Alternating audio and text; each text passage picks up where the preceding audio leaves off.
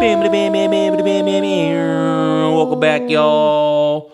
Oh, yeah. Oh, yeah. Oh, yeah. Could you open my Yoo-hoo? You already know what time it is. It's time to open Bree's Yoo-hoo. I Everybody forgot. with me? 1, 2, 3, go. Oh, it's crisp. I forgot to ask before we started. That's okay. Yeah, that's right. We drink Yoo-hoos over here. We drink that hard, good. That hard. Could you imagine? How do you think hard Yoo-hoos would do? A hard Yoo-hoo, like a mudslide? Maybe with Kahlua. Yeah. Cream. Yeah, hit us up, Yoo-hoo. We got tons of ideas, most of them Alcoholic. Never drug-related, though. Not drug-related. Mm-mm. Not on this day. I'm winking. I wasn't even actually winking. Welcome back, y'all, to the That's You podcast. I am your host, Jordan Carey. Jordan Carey. And this... And I am your host. Hostess. You're supposed to say it now. Oh, Bree. You don't want me to say your last name, though. Yeah. And I won't. Thanks. That's Breenus McGenus. We give her a made-up last name. There it is. And a made-up first name. No, that's what the birth certificate says. Me and your mother had a talk. We legally changed it behind your back. I am old. How did you do that without my consent? It was pretty easy. All we had to do was lie to somebody. That makes sense. Yeah. Lie to a few somebodies, actually. Oh, what's that? I hear a knocking. The IRS is here. They're demanding my presence. I'll be right back, baby. Okay, go ahead. I don't come back in this joke. I get arrested by probably the incorrect agency. They're probably not dealing with identity fraud. Yeah. You stole my identity? I frauded your identity. You stole my cinnamon? Oh my gosh. Bree took a solid 10 minutes today to teach my son how to say the word cinnamon. He got it. He got it eventually. He was getting so sad that he couldn't say it. Yeah, but you kept it fun and you kept it real. Yeah. And he got it. He was getting so sad that he couldn't say it. Like, I thought it was funny, and then he just really didn't. Yeah. He was like, is that still not right? I was just like, yep, that's how you do it. And I was ready to move on. You were like, no, we're going to figure this out. He got it. He got it. We'll probably have to teach him again tomorrow, but okay. That's the way she goes sometimes, bud. Yeah. He rode a hoverboard today. Yeah, he did. And he stands like an old man peeing at a urinal. No, I would say he stands like a white boy with like a big gut but skinny, has a skinny body and kind of like walks forward, his hands hang kind of low. Oh, you're right. You know what I mean? But the way he does his chin, it really looks like he's trying to hold his shirt up while he's going pee. Mm-hmm. That too. That also. It's his first day on the hoverboard. It's his first day saying cinnamon, apparently. We're breaking a lot of ground today. We're moving the needle. We're really moving the needle with this kid. Just training the next generation. Yeah. With all the essentials. Hoverboards and cinnamon. Yeah. He'll be saying a cinnamon smorgasbord here pretty soon. You can't even say that word. A smorgasbord? Smorgish. Smorgasbord? Is that how you say it? A cinnamon smorgasbord. Oh, here we go. Here come the text from my mom and Brandon. Yeah, right. Let's do this. That's not how you fucking say it. Get him, guys. The last episode. Hold on. I really want to call Brandon out right now. Hi, Brandon. The last episode. Love you, Brandon. He was so mad. He sent me a text. He was really nice to me. No, he was not nice. It was just so funny. He argues with me about stuff. Hold on, let me make sure this is the right one. So first of all, Extinction was a good episode. And I'm going back to assholes, something, whatever. And you guys just mentioned that you hope you don't get sued by Kendrick Lamar. And because he's got enough of his own legal troubles. I'm not hip to this current event, so I'm going to need you to fill me in What the fuck are Kendrick Lamar's legal troubles? I thought he was all Mr. Gangster, Mr. Boston Dre, like Mr. fucking best song in the world, like most played artist. What the fuck is going on? You gotta let people know what's going on. You can't just say shit like that and just let it roll. Like, just gloss over it. Paying attention and shit. So help me out. Okay. And then he like goes on to be like, that is not how you use that term. It was like something about like, you said like he racked a bullet or whatever in the last one. He racked a shell, you know? Oh, yeah. And he's like, you are wrong. Me? No, me. You? Yeah, he was like, that is not the correct definition of that word. What is it? So it wasn't that I was wrong. It was that I thought what you were saying was not what you were saying. I thought you meant like he racked one out, like you know how you take the magazine out and then you cock it, yeah, and it'll fling the bullet out without firing one. I thought that's what you were talking about. He thinks you're talking about racking one in. Like loading the chamber. Okay, that makes more sense. That's what I'm saying. So I was like, I'm probably wrong here, guy. Yeah. I am illiterate. I don't know. I am illiterate. I'm illiterate. I'm like, those are the type of voice messages I get. He said, I love the episode to me. That's all he said to me. He's very kind to me. I love talking to Brandon. He's so damn funny. Yeah. Can't wait for our D&D session this week, Brandon. Looking forward to it. Looking forward to some beatboxing from you, but you know we got to get on with this podcast though. It's only been 6 minutes of rambling. We're doing so good. I know, but still, like we got to give the people what they want. You know what they want? They want us to argue about math. That's what they want. But wait, what? I have a thing. Yeah, I don't know. We're not going to argue about math. I was just kidding. But we have done that in the past on this podcast. I thought you were being so serious about it. No, we're not going to argue about math today. Ideally, we're not. But I want to. We might, you know. The podcast is young and full of terrors. My leg is asleep. And I feel like every time we go to record an episode, my voice is dying. Yeah, we do record pretty late at night. Yeah. It's 11:09 p.m. on Saturday, April 12th. I would love to record more during the day. Yeah, Get that energy. We could on Wednesdays. Maybe, yeah. Yeah. You know what? Let's do it. Yeah. Let's do it. Let's do it. Two episodes coming next week. We'll have to get ahead, though. Yeah, we will if we're recording twice. Yeah. Yeah. Yeah. We work so hard for you guys over here at the That You podcast. And by we, I mean Bree. I'm Bree works so hard. And shaking my head. No. All right. 10 seconds, go. Oh, sheesh, y'all. This is the 10 seconds. Get that link tree. That's You podcast. You literally almost didn't make it, and I was going to laugh. I always so try hard. to like cut it so close. I cut it so close, and that's what I want. I like to live life dangerously. The closest I ever gave. That's a Sweeney Todd reference. Oh, never seen it. That's what we're gonna watch next Friday. Next week, okay. I need to write it down. Sweeney Todd. So we don't forget. Barber. I feel you. I'm lucky because I have my Joanna, notes open. I feel you. He's the guy who plays the guy that plays in Stranger Things. I know his name, but I can't think of it. Flynn Wolf? No, hold on, let me take a quick little... Johnny Depp. No. Johnny Depp's not in Stranger Things?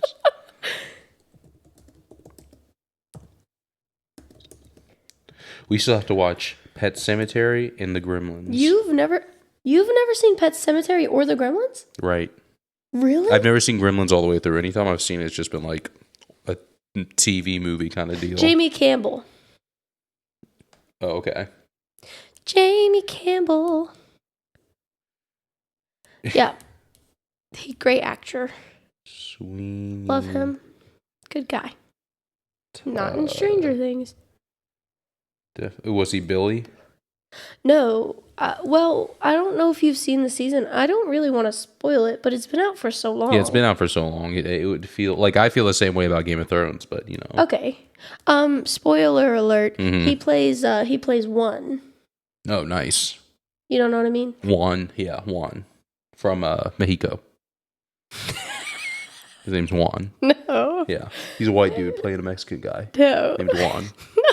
No? No. Well, who was his name? What's his name? Jamie Campbell. I keep trying to say Jamie Lee Curtis. Jamie Lee Campbell. It's because we just watched Knives Out. Yeah, we did. It was good. It was really good. We're going to watch the second one. Eventually. And I haven't seen that one, so. Oh, really? Okay, we'll be in the same boat. Yeah. Ideally, we'll attempt. We'll make our greatest attempt. This guy. You don't remember? You don't recall? Yeah, from I know him from Taco Bell. Juan, fucking babe. No, from the second season or third season. I'm pretty sure it's like the 5th season. She was having flashbacks with that guy there, and they were like beefing with one another because he was the best or something, and then she was the best. She became the best. No, he never showed any real power. Oh, really? Yes. Oh, okay. Yeah. But he plays in Sweeney Todd. That's where I was going with that. He sings that song that I was just singing. Oh, cool bees. Yeah, but he's a really good singer. Nice. Like, Jimmy Campbell is a jack of all trades. I'd like to jack off. Nope. Why is he underage?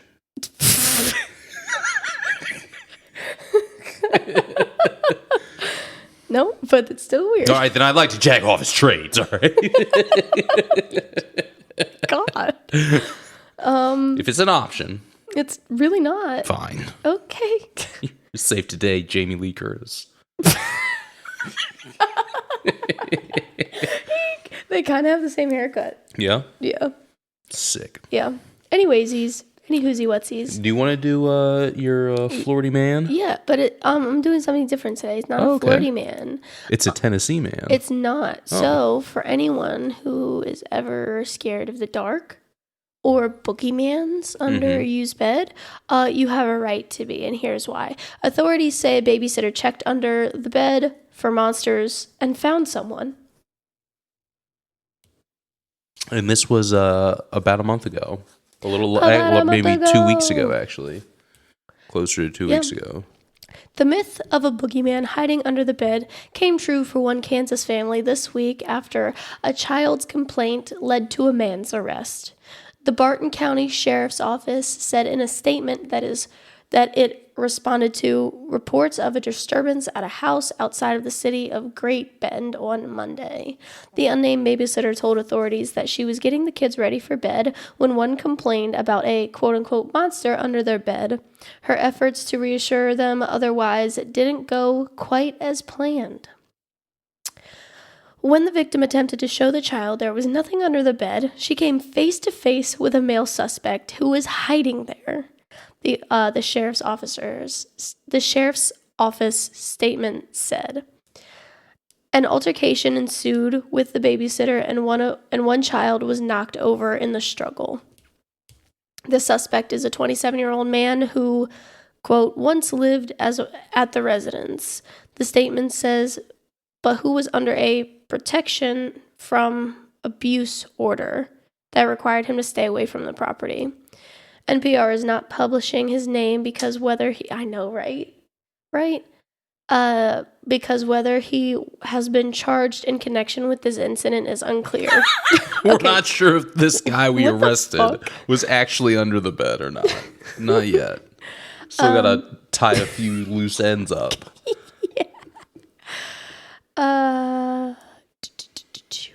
Online court records cited by CNN and Cake News show he posted bond about 10 days earlier after being charged with criminal threat, domestic battery, and violating a protection form abuse order related to incidents in January and February. Protection from?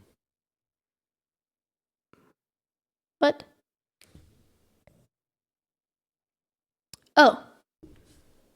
Abuse order. Oh, okay. NPR has reached out to the officer. Oh my God, why do I keep saying officers? Because you see sheriff and office next to each other. Right. And you're just like, I just officer. assume. I apologize, officer.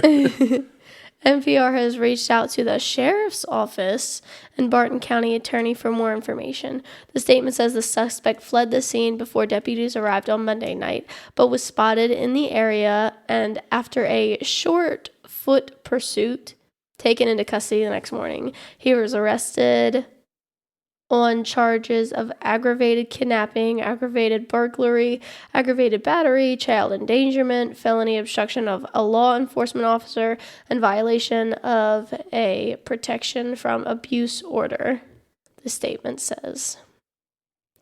According to the statement, the man is being held in a county jail in lieu of a $500,000 bond. It is not clear whether he has retained a lawyer, while fears of someone hiding under the bed are, don't tell me. Ubiquitous? Damn it. They don't materialize very often. In 2006, a former Washington, D.C. hospital valet was sentenced to more than 3 years in prison for stalking a hospital employee. He allegedly made copies of her keys, snuck a video camera into her dresser, and hid under her bed for 2 nights before he was discovered by the woman's boyfriend. Gross. There's no way he was under the bed for 2 nights. Absolutely no way. Yeah, he'd have to, get up and go. Yeah, straight up. Yeah, Well, he probably snuck out while she was at work or something. He probably didn't stay there, but it's in the night he was there. Right. In the night. He just, every night, just snuck right. under the bed. Straight up. I really want to hear my ex-girlfriend getting boned. That'd be good for me. That's mental health. That's folks. great. I love that so much. In 2016, a Tennessee woman discovered her ex-boyfriend hiding under her bed while she was having a security system installed to protect against him. She had already filed a protective order and changed her locks multiple times, according to a Nashville police affidavit. I got it. Affidavit. You don't even let me try. You did. Sorry. It's okay. Reported by WZTV News. She shot him in the foot and held him at gunpoint until police arrived. Oh! That is a very kind woman. That's a kind woman. That's what I'm saying. I would have shot him directly in the noggin. Yeah, that's right. Noggin. This is why I tell people. The noggin or I the tell nuggin. people not to sneak up on me. Because you never know when I got that thing on me. Nobody believes me until one day I accidentally shoot somebody because they scare me. I am a paranoid person. Right. I always got that thing on me. You're just catching me at the right time. And that thing, folks, is anxiety. She's always got that thing. Yeah, the orange one. With the neat hair. It stands at about 9 millimeters. Anyways, that's all. Yeah, so if you were ever scared of somebody hiding under your bed. You are fear-mongering hard right now. Yeah. Yes, I am. Those were 3 incidents, all within 10 years. Yes, that's far too often for me. I keep everything locked at all times. Well, that's fine. But to fear-monger would be hey, there's check under your beds, folks. If I have to be scared, so do they. I do check under my bed. Every night before bed. You should just make under your bed super uninhabitable. Make it gross. Well, there was mold under there one time. Yeah, but nobody's gonna notice that, Yeah, but I'm gonna be slowly killing them while they're trying to fastly kill me. Right. It seems counterintuitive. Yeah, I guess. Yeah, put a bear trap on. Yes. If you hear something go clamp and yipe was probably the noise they'll make. It was probably your cat. In your bear trap. Not sprinkles. Save Bandit. I like to fearmonger. All right. I'll let you have it. Thank you. Fearmonger away. Thank you. So here's some other things I'm scared of. Damn, girl. That tasted like chunky beef soup and Burping rice. on the pod. You want to tell them about when we were beatboxing in your... Not beatboxing, we were freestyling in your car. Oh, that was so funny. Yeah, it was a good time. I hope we can do that again. Your child back there yeah, I'm next to Brie. Yeah. She's got brown hair. Yeah. And she's wearing a shirt. She's got shoes on. Because I started it off with something that rhymed with his name. Mm-hmm. I was like, long sleeves, it's orange. You were like, all right, now you go. Yeah. Long sleeves, it's orange. Gray pants, gray socks. He's stunting. Something like that. Yeah, I don't know. And then he was like, I'm next to Brie. Yeah. She's got shoes and a shirt. it was very cute. And I'm gonna eat some chips. It was a good time. I enjoyed myself. It was very good. And you're out in the front just like actually trying, and I'm back there like, yeah, he's got some sun chips. The bag is red. He's gonna munch it. Hey, that's a bore. It's a bore. I was not trying. I couldn't say half the things. But you were bleeping them out. Like you were At the end, I started bleeping them out because I was like, I can't do this anymore, guys. I gotta say fuck. All right. If I'm gonna freestyle, I gotta say fuck. Try to fuck. Let me in. Taking a drink on the pod. Are you gonna burp again on the pod? No, I was doing ASMR. I was seeing if they could hear me swallow. Oh. Turn the volume. Like said. go back 15 seconds. Turn the volume all the way up. You'll hear it. You'll love it. Oh, I promise you'll love it. So I have another social experiment for you guys because I genuinely enjoy doing it. I liked the last one. Yeah. When you said social experiment, I was thinking like cringy stuff. Yeah, like it's just a you prank, have to bro. give me an example before I was down for it. Yeah. Because what I was picturing was not very cash money. Yeah. Yeah. It's just a prank, bro. Yeah. Prank. Let me get off topic one more time. Okay. Did you see that one where the guy tried to quote unquote prank his friend and he like kidnapped him and pretended to like be murdered in front of him? You showed me that. Oh my God. It was just a social experiment, It was bro. so sad. He was like screaming and crying. Mm-hmm. He was like ugly crying. Like he had snot coming out and like he genuinely thought his friend was being killed in front of him and his friend's like, ha ha, sucker. Well, here's the thing is like, It'd be one thing if that was like just completely random, but those two pranked each other like quite often. Right, I get that. But me, as an outsider looking in, I'm saying I would not be friends with that person anymore. I think they you looked would it be up. Wishing they were dead. Yeah, they're still fine. Oh, they're they are chilling. still friends? Yeah. I think because we saw them like on like an ad somewhere, like at the mall. Yeah, and you I was were like, what that the guy. hell? Yeah, I do recall. Yes, that's exactly what happened. Mm-hmm. Yeah. Hated that. Well, here's my social experiment, bro. Yes, fill us in. Or my prank, bro. It's just a prank, bro. This social experiment is called the Milgram experiment. Milgram? Milgram. Okay. It was done at Yale University. Obviously, a lot of these social experiments happen, and then Say that university name again. Yale University. Okay, you said it weird the first time. I thought maybe you said Yale weird. Yale. Yale. Yale. Yale. At Yale University, the School of Lil Jon. That's what I was gonna say. I'm gonna say I love Lil Jon. He teaches me so much good, valuable lessons. Yeah. Mm-hmm. Okay. Well, all right. So obviously when these social experiments happen and they're like interesting or, or people, or even if people don't like them, they'll recreate these social experiments. So this is the first time this social experiment was done. And it was done in 1961. Oof. It was done in August. I don't remember. Obviously, I don't remember what the exact date is. Mm-hmm. But they were funded the July before, and then in August, the next month, they performed this experiment. So in this experiment, they had three participants in. They had 40. I need a tissue. Okay, they had 40 participants, but each experiment.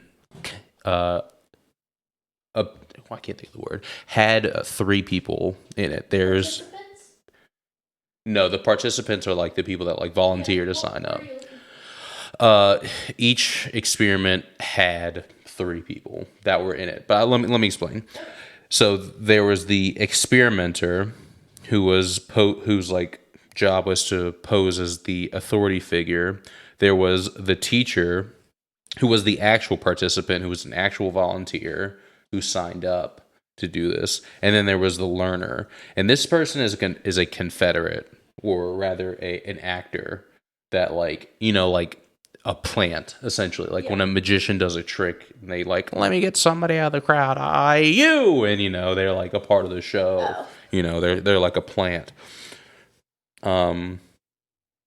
So what would happen is the experimenter and the teacher would be together in a separate room from the learner, right? Uh-huh. And I'm going to read verbatim what I found, like, from the professor's actual report on this. Okay. Excuse me. Hold on. Bless burping on the pod. You. Burping on the pod. The subject and actor arrived at the session together. The experimenter is like the authority figure that is in the room with the participant, the volunteer, and which you'll find out later, the shocker. The what? I'll tell you in a bit. Hold on. The experimenter told them that they were taking part in a specific study of memory and learning to see what effects of punishment is on a subject's ability to memorize content. Also, he always clarified that the payment for their participation in the experiment was secured regardless of its development. The subject and the actor drew slips of paper to determine their roles. Unknown to the subject, both slips said teacher. The actor would always claim that they have drawn the slip that read learner, thus guaranteeing that the subject would always be the teacher. Next, the teacher and the learner were taken to an adjacent room where the learner was strapped into what appeared to be an electric chair. So which one would always be the learner? The actor would always be the learner. Okay. And the participant would always be the teacher. Okay. And the teacher and the experimenter are both in a separate room together, but they're adjacent. They're right next to each other. Okay. They can hear each other. Okay.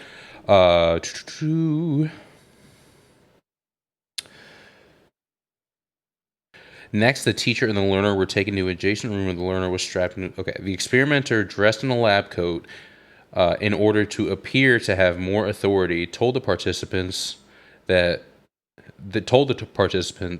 this was to ensure that the learner would not escape. A later variation of the experiment, the Confederate would eventually plea for mercy and yell that he had a heart condition. At some point prior to the actual test, the teacher was given a sample electric shock from the electroshock generator in order to experience firsthand what the shock what the shock that the learner would supposedly receive during the experiment would feel like. So, what's happening? Hold on. I love school. I love school. I love school. The teacher and the learner were then separated so that they could communicate, but not see each other. The teacher was given a list of word pairs that he was to teach the learner. The teacher began by reading the list of word pairs to the learner. The teacher would then read the first word of each pair and read 4 possible answers. The learner would press a button to indicate his response. If the answer was incorrect, the teacher would administer a shock to the learner, with the voltage increasing in 15-volt increments for each wrong answer. Right. If correct, the teacher would read the next word pair. The volt ranged from 15 to 450. What the fuck? The shock generator included verbal markings that would vary from slight shock to dangerous severe shock. The subjects believed that for each wrong answer that the learner was actually receiving shocks. In reality, there were no shocks. The learner was separated from the teacher. The learner set up a tape recorder integrated with an electroshock generator, which played previously recorded sounds for each shock level. As the voltage of the fake shocks began, okay. The learner would begin making audible protests, such as banging and reportedly on the wall that separated him from the teacher. In each And oh wait, I'm not going to say this part. I actually want to ask you something at this point. So Stephen Milgram, the Yale University professor, went to ask colleagues of his, what do you think is going to happen?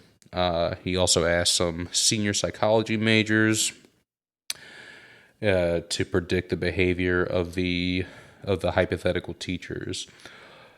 All the poll respondents believe that only a very small fraction of teachers, the range was 3 out of 100, with an average of 1.2, would be prepared to inflict the maximum voltage being 450. What do you think is going to happen in this experiment? I think by the end of it that this weird guy is the teacher guy is gonna learn to think that the learner deserves to be shocked for getting it wrong, because that's how just people be being. I don't think I understand your question. So the experiment is the teacher is really the only person that is being experimented on. Right. The other guy is not actually getting shocked. Right. But it's the teacher's job to give him the shocks. Yeah. Right. So I think that by the end of this, the teacher's going to be like, well, you wouldn't be getting shocked if you would just learn the answers. There's 40, I believe it said. Yeah, I think there's 40 people. Oh, okay. That are going through this. Okay, so there's 40 teachers. There's 40 teachers. Can you set me up with this question better? Because I'm giving you the same answer, but you're telling me that this is not what you're looking for. What they believe is that at max only 3 people will be giving the maximum voltage. These are the psych Why majors. do they believe that? Just human decency, probably. No, I think it's going to be more than that. I think it's going to be a majority. Okay. Because the longer you do something, the more normal it's going to feel. Yeah. So if they're stuck with this long term, I think people are going to be like, well, this is normal, and he deserves these shocks, actually. Silly, stupid, and dumb guy. Just learn the things I'm saying to you. Learn the word pairs, damn it. Learn the word pairs, damn it. So I think a majority. Okay. They're going to be like, yeah, bzz. Sorry. I'm so sorry. I need a refund. I think I don't know. I think this have gotten dusty, maybe. Mm-mm. Because it is itching my throat greatly. Mm-hmm. Yeah. It's my spit shield. All right. I'm just gonna pick that. Damn, girl. Why are you blaming that on me? Hell, this is why we need the video back. You can't do that shit. If it was me, I'd have claimed it. I ain't scared. It tasted like chunky beef soup and rice. Because that's what I had for dinner. After the learner was separated from the teacher or the learner set up a tape recorder. You already heard that part. When the highest voltages were reached, the learner would fall silent. If at any time that the teacher indicated a desire to halt the experimenter was instructed to give specific verbal prods. The prods were in this order. 1, please continue, or please go on. They continued to, I can't think of the word right now. Proceed. If they continue to... resist. Resist, thank you. Number 2, the experiment requires that you continue. Number 3, it is absolutely essential that you continue. Number 4, you have no other choice. You must go on. Prod 2 can only be used if Prod 1 was unsuccessful, and so on. If the subject still wished to stop after all 4 successive verbal prods, the experiment was halted. Otherwise, the experiment was halted after the subject had elicited the maximum 450 volts shock 3 times in succession. The experimenter also had prods to use if the teacher made specific comments. If the teacher asked whether the learner might suffer permanent physical harm, the experimenter replied, "Although the shocks may be painful, there is no permanent tissue damage. Please go on." If the teacher said that the learner clearly wants to stop, the experimenter replied, "Whether the learner likes it or not, you must go on until he has learned all the word pairs correctly, so please go on." And you said a majority. Yeah, I think a majority is going to do it anyway. 14 of the 40 subjects showed definitive signs of nervous laughing or smiling. Every participant paused the experiment at least once to question it, with every single participant going up to 300 volts. Yep. And 65% going up to the full 450 volts. Yep. This is with them screaming, knocking on the door, saying I have a heart condition, and then once you hit 450, they would just be silent. There would be no response. Yeah. And then they continue to do fucked up. 65% of 40, so half that is 20. And then a little bit, and then 15% of that. So 4, 6, so 26 people went all the way through and shocked them past the point of 450 volts 3 times in a row, them falling silent, and what's that? So a house is powered by 120 volts. And that is more than enough to kill you. The electric chair. Yeah, I would like to know. It really doesn't take very much. No, it doesn't. I would just like to know. I don't care about all of this. So yeah, 100% of them would have killed the person. Yeah. And these are actually just like regular people. They're not like Yale students or something like that. No shade towards the Yale. Voltages between 500 and 2,000 volts are applied for half a minute. Oh, wow. I didn't think it'd take that much to do all that, but I guess they need to be thorough when they do it. This is different time periods too. It's 1985. In 1975, they used about 2,000 volts. In 1993, they used 5 amperes of current. But it says AMPERES. The second box. Of current at 2,000 volts. In 1994, 1,400 volts for 17 seconds was efficient. And then 1985, 500 to 2,000 for half a minute. But, they're actively trying to kill the person. So obviously they're just going to be like, well, it doesn't really matter how many volts we use. Just bump that shit up. They probably need it to be like thorough. Yeah, exactly. But in case you were thinking, they were just trying to get paid. They wanted to get that, $1,000, $500 maybe to participate in this experiment. I've got the public announcement right here where they did all their recruiting from. I'll read just like the first little bits of it. Public announcement: we will pay you $4 for 1 hour of your time. So for $4, they were willing to put 450 volts through somebody, through pleading, banging on the wall, saying I have a heart condition, and eventually falling silent.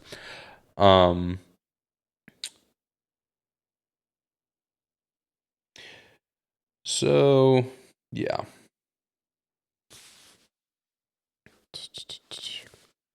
How does that make you feel? While voltage determines the pressure to drive the current, it's the current itself that's the primary cause of injury. A shock of 50 volts is unlikely to be fatal, but it can be painful and potentially dangerous. Voltages greater than 450 are especially dangerous. Shocks above 2,000 volts are often fatal, and above 11,000 volts are usually fatal. So it could have not killed them. Well, if you're going from 300, if you're taking 300 and then 15, it's just 15 volt increments. Yeah. So that means, like, what is that? We're gonna argue about math. Math. We're not gonna argue about math. I'm just gonna do quick maths. Not you. Divided by 15, that means 30 times this individual was shocked. Yeah.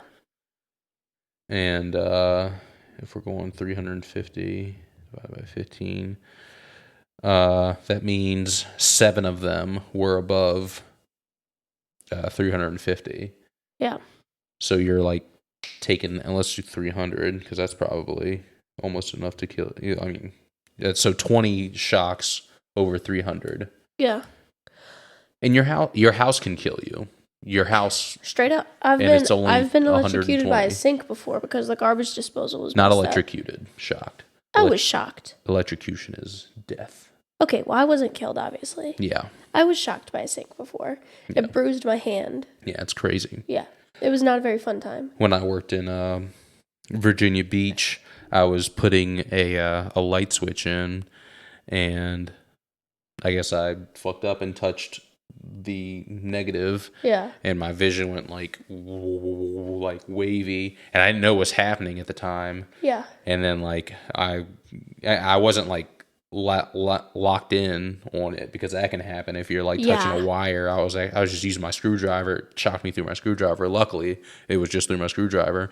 And then, my vision went wavy, and I was exhausted. I was super tired, and that was through just going through my my screwdriver. Yeah. Like those things are rated for that kind of thing, but I still got shocked, and it wore me out. Wow me out. Yeah.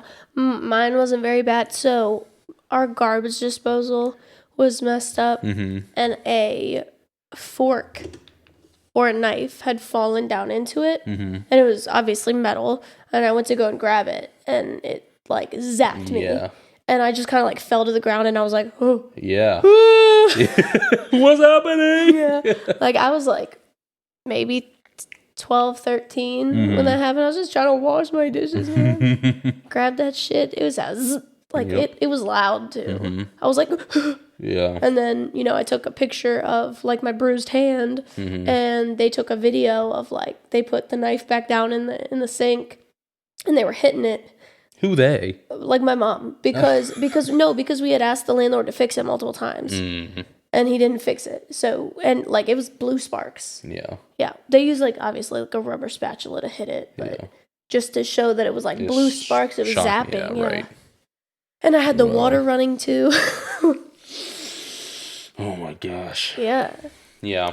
So imagine like it fell down in there, and then I put my hand in that water. Right. Well, or yeah. Right. Yeah.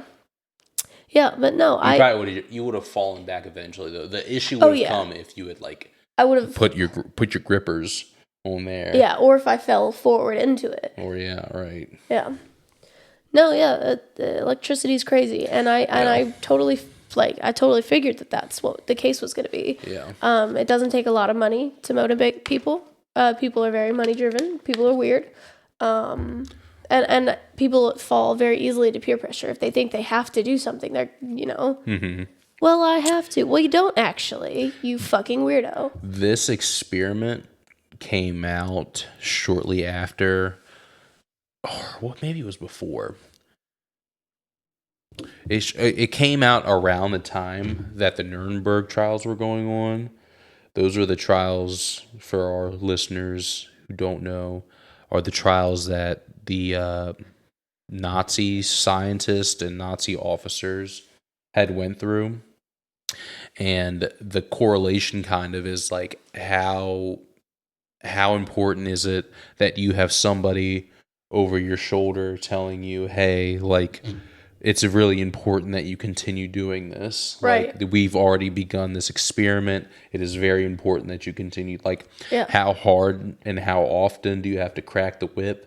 That kind of thing. It's really just, it is peer pressure. How big does your lab coat have to be for you to electrocute someone? Right. You know? Yeah, no. People have no spines, and they will generally not stand up for things that are right. They'll just sit back and watch it happen because it's not happening to them, so it could be worse. Yeah. At least it's them and not me. That's always the mentality with people. And I think this one's pretty dark too, because that stands for a large portion of the population. They'd be like, well, better you than me. Right. And how relieved do you think every day that they went and picked their names out of the hat, that they were always the teacher? They both had teacher. No, yes, I understand, but one of them was supposed to say, "Oh, I got learner again," you know.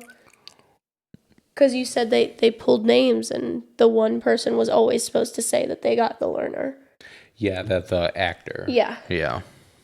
Yeah, and like, how fucked up do you have to be for someone to sit there and like scream and bang and throw a whole fit for you to not listen? They all protested, but they were all then convinced to continue.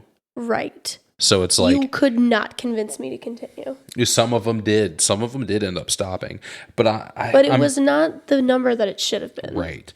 I am 95% sure that I read out that they were guaranteed the money regardless. Did you hear me say that? I thought you meant they were guaranteed regardless of the findings of the experiment. That might have been the language that was used. That sounds more on par with what this experiment is. So you figure, how long do you figure they were sitting there trying to teach these people? It was 1 hour. It said was just hour, 1 hour increments? An hour of your time is what the ad had said. But they answered. He said that it was multiple days. You said it would have had to have been multiple days. Right. Because there were 40 people. Right. So how much do you figure that each person was getting paid? It said $4. Right, an hour. An hour of your time. We will pay you $4 for 1 hour of your time. So he paid 40 people. This makes it worse. I don't think you're right on that. Oh, well, it was what year was it? 1961. Okay, I guess that was more money back then, but not by much. The U.S. $4 is advertised as equivalent to $42 in 2024. Oh my god. $40. Yep. 40. But they could also buy more with that $4 back then too. Well, that's the equivalency of it. Oh god. Yeah. You could buy some milk and some bread. Not eggs, though. Not fucking eggs. Oh my god. That just makes it worse. You just need to buy chicken. Just buy chicken. I want a chicken. Tell the HOA to come get me. Tell the HOA to fucking knuckle up. Knuckle up, HOA. Squabble up. Squabble up. Oh squabble up. Squabble up. So people have recreated this. Okay, I'll make it quick. Okay. People have recreated this this experiment where they have all female contingencies, and they have one where the experimenter is sitting farther away from the teacher, and that has yielded more positive results. And the percentage, it actually really does go down. It can range between 9 and I can't find it right now. I should have probably added that to my notes. But the lowest that it had gone down was like 9% of the teachers were willing to administer a lethal voltage. So like all these variations are a factor, apparently, whether they're like the experimenter is close, whether they're even in the room with them. They actually like still use these tactics in like criminal interviews. Like I watch a lot of True crime. Yeah, a lot of true crime and like investigation videos and interrogation videos, stuff like that. And seeing all the different techniques that they use to get people to fess up to shit is so crazy. And it's all like mental tactics. Mental like jujitsu. Straight up, they build a relationship with you.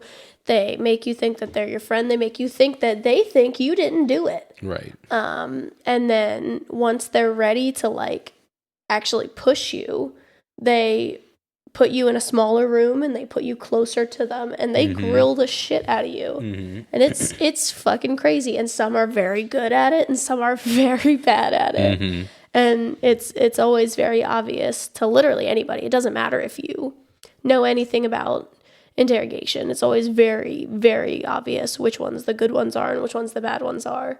And I think it's really interesting to watch. And it's kind of the same shit. It's like the more space you give someone, the more comfortable they're going to feel. Sure. If you close that gap between you and that person, if you're sitting face to face, they're less likely to be good at lying to you. Yeah. Yeah, it's really weird. I watched a video of a girl who was lying about being in school and stuff like that, and then she had her gang member boyfriend come in and like tie everybody up and shoot her parents and kill her parents, but the dad survived. Oh yeah, Gypsy Rose? No. Oh, whoops. No. If I can remember what the name is, I'll put it in the description. But yeah, no. So could I read just real quick through these experiment variations, because they were all done by the same guy as well. Yeah. Several variations. Sorry, I didn't realize you had more. No, it's okay. I mean, we're running low on time. That's okay. And plus, I wanted to hear what you had to say. Spit that shit, babe. Several experiments varied in the distance between the participant and the learner. Generally, when the participant is the teacher, so maybe I mixed that up with the experimenter. Generally, the participant was physically leaning or closer to the learner. The participant's complacence decreased. So, if he was farther away from the learner, that's kind of odd. When he's farther away from the learner, he's like less compliant. In variation, where the learner's physical immediacy was closest, where the participant had to hold the learner's arm into a shock plate, 30% of the participants completed the experiment. The participants' complacence also decreased if the experimenter was physically farther away. So that's what we were just talking about. For example, in experiment 2, when the participant received telephonic instructions from the experimenter, complacency decreased to 21%. So that's like, when a telemarketer calls you, that's just like you're just like decreasing your odds of like getting the complacency that you're looking for. Is like, if you're on the phone, it's like, hey, fuck you, buddy. You're definitely more likely to do that. If they show up to your door, you're like, oh. Yeah, come on in. Hi. Some participants deceived the experimenter by pretending to continue the experiment. Ooh. That's interesting. In experiment 8, an all-female contingent was used. Previously, all participants had been men. Obedience did not significantly differ, though the women communicated experiencing higher levels of stress. So they didn't like it more, but they still did it. Just about the same. Yeah. That makes sense. They just didn't like it as they hated it.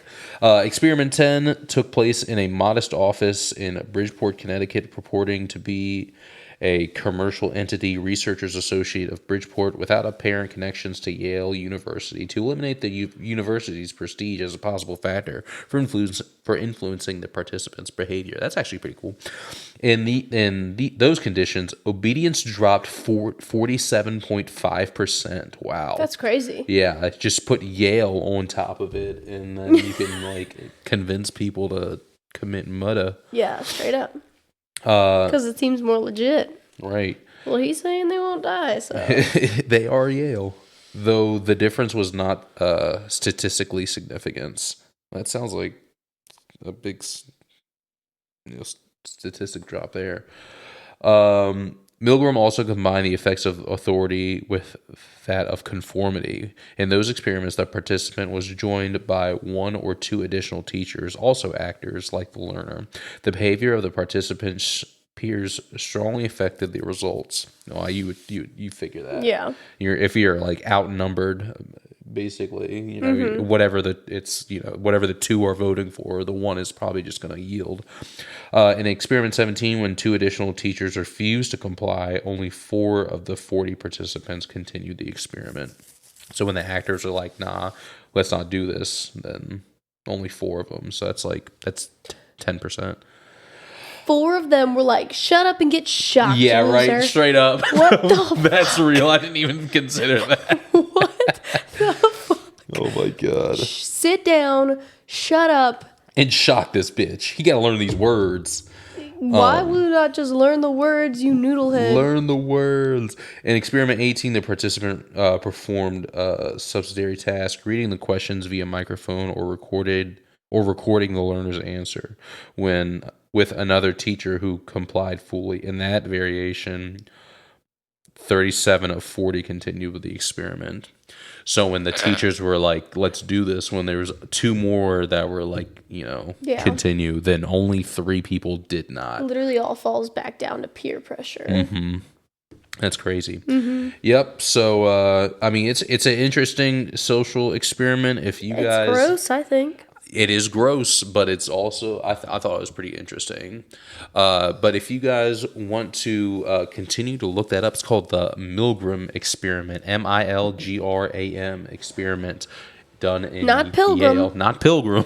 Milgram. Not like milligram. Right, like milligram. Every time I was trying to like swipe type that, it would just autocorrect it to milligram, and I was like, I'm about to just leave it like that, because I'm sick of this shit. Oh. All right. Well, that was gross. That was gross. I feel yucky. I'm glad you guys got to hear another social experiment that I found. Maybe I'll find a happy one next time. I am dead inside and disappointed in my species. Humanity. I'm gonna go into the ocean and build a bubble down there and live down there. I know that. Scuba dive to it. I know we did, not we, but society did that experiment. Mm-hmm. But we also have Oreos upstairs. You want some Oreos? Yeah. Fuck yeah. Yes. Kind of evens out. Rhinoplasty, yes. Rhinoplasty, yes. Is there anything you want to say to the fans? Hi. Is there anything you want to say to the haters? Fuck you. Hey, haters. I'm Look at our link tree. You to a chair and zap you if you can't learn to say nice things to me. If you can't pair That's You podcast with great podcasts, then I'ma zap you. Zap. I'ma zap you. Zap. Yeah, right? Yeah, right? Get zapped. Hi, Mom. Brandon. Hi, Landon. Hi, Mom. Perfect. It's always the same. Hi, Brandon. Hi, Landon. Hi, Mom. I'm going to say hi to my mom, too, even though she's not listening. Aw. That's okay. We could still say hi. We'll clip it and send it to her. That's right. Years later, when she's listening, finally. Yeah. Aw. My boy. He was shouting me out the whole time. Years later. She doesn't sound like that. My boy. My boy. Yeah. No. That's my running away sound. When I run away, I go. It really is. Oh, I'm a villain. I'm a menace, a dentist, and oral hygienist. And do we say hi, Landon? Yeah. Okay. Hi, Brandon. Hi, Landon. Hi, Mom. What a bar. What a bar. Hi, Ross. Hi, Khalil. Hi, Ross. Larry. Much hi, love. Allison. Hi, Allison. I hope Ethan starts listening. We would have 8 listeners. Oh my god! If they happen, we have more than that. Young Offie told me that he was I know. that he was. So I'm gonna shout out Offie too. Hi, Offie. DJ Offie. Some of my regulars at the bar wanted me to write it down for them so they could start listening. Hell yeah! I know. That's cool. People beans. like us. Yeah, sometimes. Sometimes. For the most part. And it's okay if you don't watch every episode. Yeah, that's fine. No, it's not. Just subscribe. Electric chair. Electric chair for you. Straight to electric chair. Straight to jail. No, electric chair. Straight to electric chair. Oh. No jail. No jail. From their home Skip death row. to the chair. Right. No trial. Okay. All right. Anything you want to say, babe? No, I think I've said everything that I need to say. Shout out Offie. He's a Shout DJ. out Offie. If you are getting married, if you are having a bar mitzvah, if you are getting married at a bar mitzvah, hit him up. He will Do all the boogie things. down for you guys. Get down. He'll make it super fun. He's a super cool guy. DJ Offie. Yep. Ophie. Yes. Not Ophi. Oh my fucking god, it's not Ophi. It's not Ophie. So many white bitches argue with me about it. Yeah, let him argue. It's so weird. No, I just bring him to him and I'm like, hey, how do you say your name? And he's like, Offie. And I'm like, oh, get fucked. Get fucking wrecked. Anyways. All right. We love you guys. Everybody. Bye. Bye. That was a harmony if I ever heard one.